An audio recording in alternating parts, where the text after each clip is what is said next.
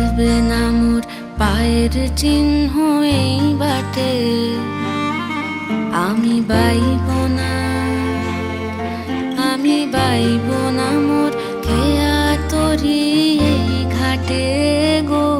যখন পড়বে না মোর পায়ের চিহ্ন এই বাটে, চুকিয়ে